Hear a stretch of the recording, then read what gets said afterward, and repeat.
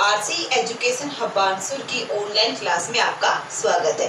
देखिए, हम सूरदास के पद कविता लगातार पढ़ रहे हैं। आज हम चर्चा करेंगे सूरदास के पद नंबर 2 की, जिसमें गोपियों की स्वीकारोक्ति है। क्या है उनका कहना? क्या है कि हमारे मन की जो बात थी वो मन में ही रह गई।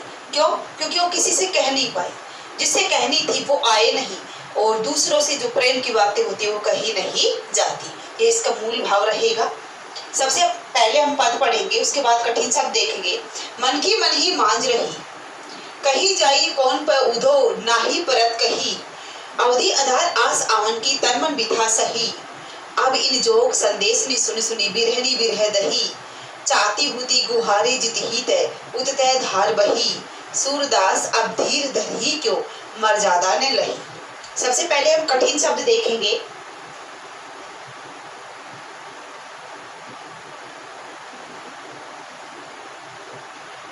मन की मन ही मांझ रही। मांझ शब्द का अर्थ होता है भीतर। मांझ शब्द का अर्थ क्या होता है? भीतर, जिसे हम अंदर भी कहते हैं। कहिए कहिए का अर्थ होता है कहना।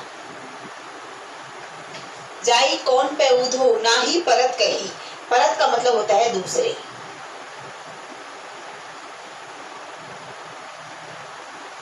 दूसरे या दूसरा। अवधि, अवधि होता है समय। देखिए, यहाँ अवधि समय है। अवधि एक भाषा भी होती है, वो इस प्रकार से लिखी जाती है जो तुलसीदास जी की मूल भाषा मानी जाती है। आधार, आधार का होता है अर्थ आधार, समय के आधार पर।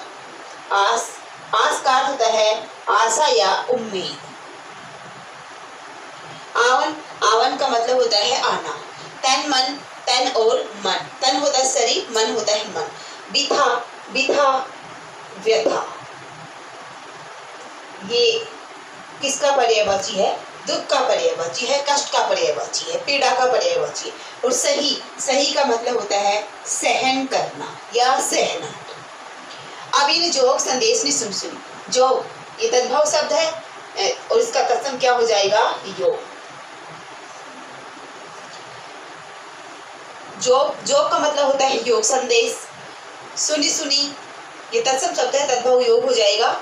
सुनी सुनी यानी सुन सुनकर। बिरहनी, विरहनी ये गोपियों के लिए आया है जो विरह में जीवन जीती है। ठीक है। और विरह, विरह का मतलब होता है विरह। और ये क्या होता है? अपने आप में एक कष्ट होता है, एक दुख होता है, एक पीड़ा होती है। दही, दही का मतलब होता है दहकना, जिसे हम जलना कहते हैं। क्यों? क्योंकि विरह एक आग के समान होता है।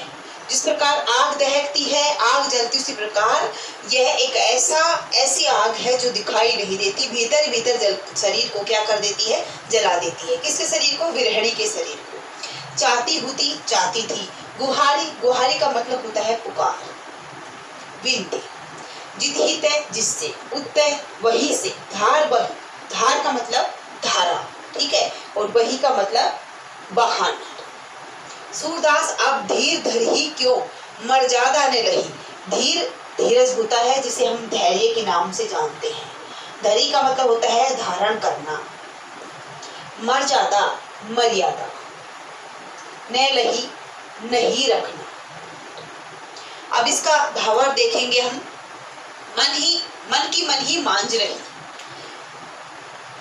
प्रस्तुत पद के माध्यम से गोपियां कहती हैं, वो उद्धव से कह रही हैं सब बातें कि मन की मन ही मांझ रही, कि हे उद्धव, हमारे मन में जो बात थी, हमारी मन की जो अभिलाषा थी, मन की जो इच्छा थी, वो मन में ही रह गई।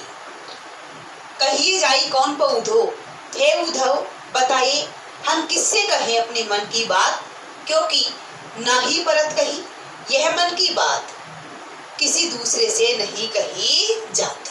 कौन कह रही है? गोपियां। किससे? उद्धव से। अवधि आधार आस आवन की, तन मन बिथा सही। पिछली बातें बता रही है गोपियां उद्धव से कि हे उद्धव, हम श्री कृष्ण के आने की उम्मीद के आधार पर, हम श्री कृष्ण के आने की उम्मीद के आधार पर अपने तन को और अपने मन को कष्ट दे रही थी, पीड़ा पहुंचा रही थी। क्यों? हमें उम्मीद थी कि एक निश्चित समय पर श्री कृष्ण मथुरा से लौटकर जरूर आएंगे। ये उम्मीद थी हमें उनके आने की, और उसी उम्मीद के आधार पर हम सभी गोपियां अपने तन अपने मन को क्या दे रही थी? कष्ट दे रही थी। अब इन योग संदेश ने सुनी सुनी बिरहनी बिरह रही, और गोपियों को योग संदेश सुनाया गया उद्धव के द्वारा। तो क्या कही है गोपियों ने कि अब यह योग संदेश सुन सुनकर हमारी जो विरहणी थी, हमारी जो विरहाग्नि थी, विरह रूपी अग्नि जो हमें परेशान कर रही थी, वो और बढ़ गई है। क्यों? क्योंकि जिस योग संदेश जो है वो आग में घी का काम करता है। किसका काम करता है? आग में घी का। जिस प्रकार से आग में घी डालने से अग्नि प्रज्वलित होती है, बढ़ती है, उसी प्रकार जब विरहाग्नि जो होती है, विरहणी, उसको योग संदेश सुनने से जो विरह रूपी अग्नि है वो और बढ़ जाती है। तो क्या कहा है गोपियों ने? का भी यह योग संदेश सुन सुनकर हमारी जो विराग्नि है और बढ़ गई है। चाहती हुती गोहर जित हित उत्तरधार वही है उद्धव। हम जिससे प्रेम की पुकार लगा रहे थे, जिसको हम बुलाना चाहते थे, उसने तो वहीं से धारा बहा दी। कौन सी धारा? प्रेम संदेश के बजाय योग धारा बहा दी। सूरदास अब धीर धरी क्यों मर जादन रही। और अंत में गोपियां क्या कहती है कि अब हम धैर्य धारण क्यों करें? क्योंकि हमने बहुत धैर्य धारण किया है, अब हमसे और धैर्य धारण नहीं किया जाता। क्योंकि श्री कृष्ण ने एक भी मर्यादा का पालन नहीं किया, एक भी मर्यादा नहीं रखी। तो ये इसका भावार्थ था। इसमें व्याकरणात्मक टिप्पणी देखो। सबसे पहले भाषा की बात करते हैं। भाषा इसमें कौन सी है? ब्रज भाषा है। बार बार आपको बता रहे हैं, वही वियोग श्रृंगार रस रहेगा। वियोग श्रृंगार रस है, संस्कृत में शब्दावली का समावेश है।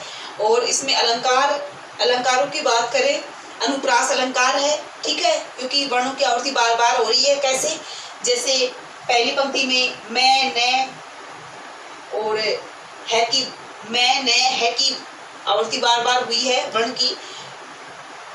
कहने का मतलब है जहां भी वर्णों की आवृत्ति बार बार होती है, यहाँ देखो अवधि आधार आ सावन की ए ध, ठीक है, ए और ध की आवृत्ति बार बार हुई है, यहाँ न की आवृत्ति बार बार हुई है। इसी प्रकार से आप और देख सकते हो।